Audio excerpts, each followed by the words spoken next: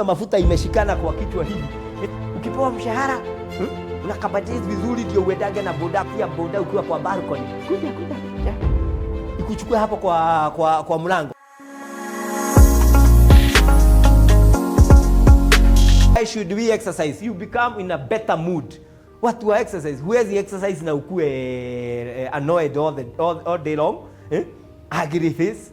You be having to have that countenance like all of Jesus coming from the mountain. You are more energetic. People who exercise, they are more energetic. Afshidagu wamevaa hoodie nini masweta mingi kama mtu anakaa lemuru. It improves your mental alertness.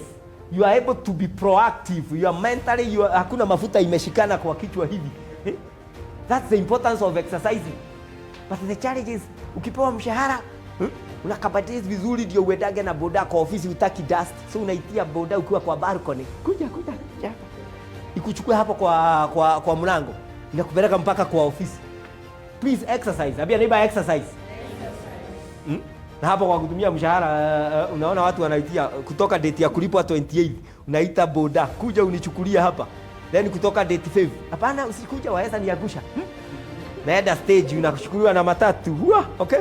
Ikifika date 15 hata fare huna. Me I like keeping fit. Sitakagi traffic. It looks like somebody you know, okay?